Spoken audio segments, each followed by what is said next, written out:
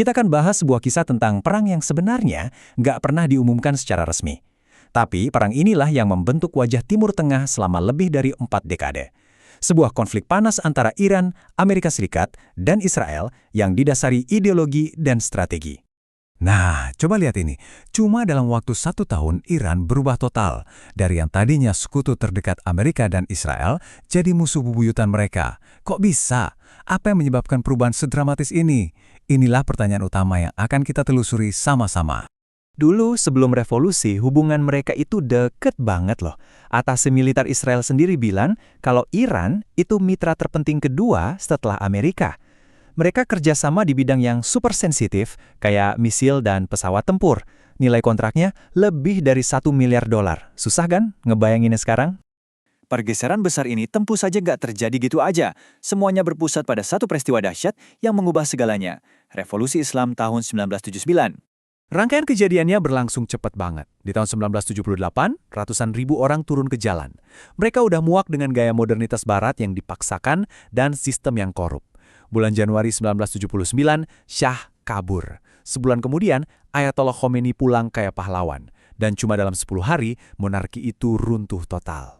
Tapi ini bukan sekedar ganti pemimpin ya. Revolusi ini didorong oleh ideologi yang mau merombak total tatanan lama. Bagi para revolusioner, Amerika Serikat dan Israel itu simbol dari semua yang mereka benci. Imperialisme, modernitas barat, dan dukungan buat rezim Shah yang represif.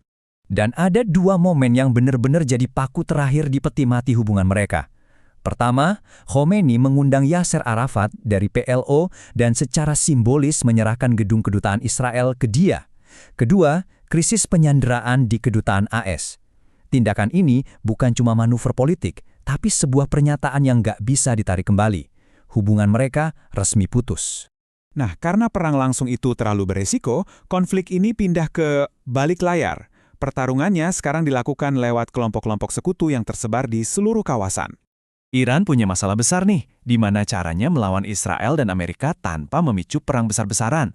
Jawabannya, mereka menciptakan apa yang disebut kedalaman strategis lewat kekuatan proksi. Oke, kita urut satu persatu ya gimana ceritanya. Ironisnya, invasi Israel ke Lebanon tahun 82 justru menciptakan kondisi yang sempurna buat Iran.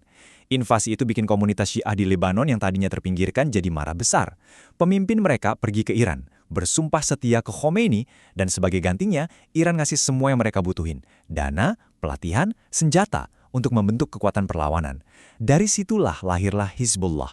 Dan dampak dari strategi baru ini langsung terasa dan mematikan.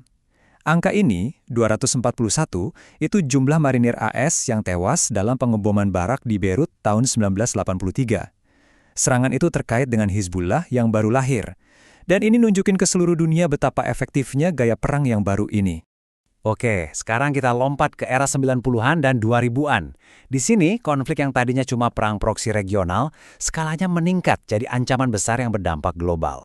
Di masa ini, Iran meresmikan strategi proksinya jadi apa yang mereka sebut poros perlawanan. Ini tuh semacam jaringan aliansi yang mencakup Suriah di bawah Assad, Hizbullah di Lebanon, dan kelompok-kelompok Palestina kayak Hamas. Tujuannya jelas, bikin satu front persatuan untuk menantang dominasi Amerika dan Israel. Terus ada satu penemuan yang mengubah peta permainan sepenuhnya.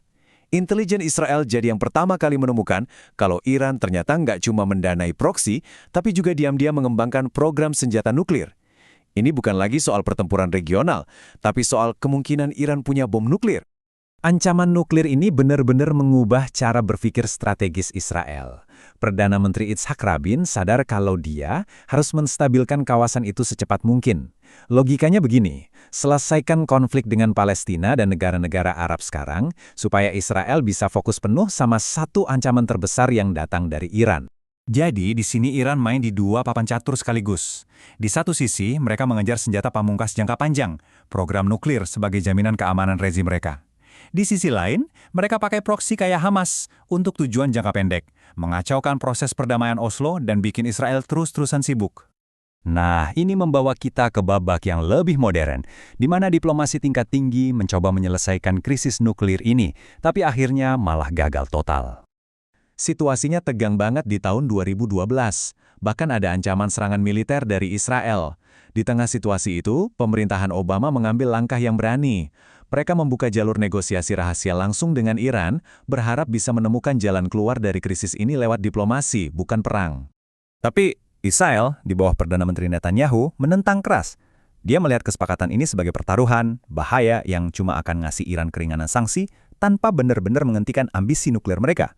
Dia bahkan sampai menyampaikan pandangannya ini langsung di depan Kongres Amerika Serikat. Meskipun ada penolakan, kesepakatan itu akhirnya ditandatangani tahun 2015. Ini pencapaian diplomasi yang luar biasa loh. Tapi yang bikin kaget, kesepakatan ini nggak bertahan lama. Cuma 3 tahun kemudian, Presiden Trump secara sepihak menarik Amerika Serikat keluar, dan seluruh bangunan diplomasi itu pun runtuh. Inti kesepakatannya sebenarnya simpel banget. Iran setuju untuk membatasi program nuklir mereka dan mengizinkan inspeksi internasional yang ketat. Sebagai gantinya, sanksi ekonomi yang selama ini melumpuhkan negara mereka akan dicabut. Jadi, ini pertukaran antara pembatasan nuklir dengan pemulihan ekonomi. Dan disinilah kita sekarang. Setelah 4 dekade penuh ketegangan, perang bayangan, dan diplomasi yang gagal, kita dihadapkan pada satu pertanyaan yang mengganjal. Apakah siklus konfrontasi ini memang ditakdirkan untuk terus berulang? Sejarah sudah menunjukkan polanya, tapi masa depan tentu saja masih belum tertulis.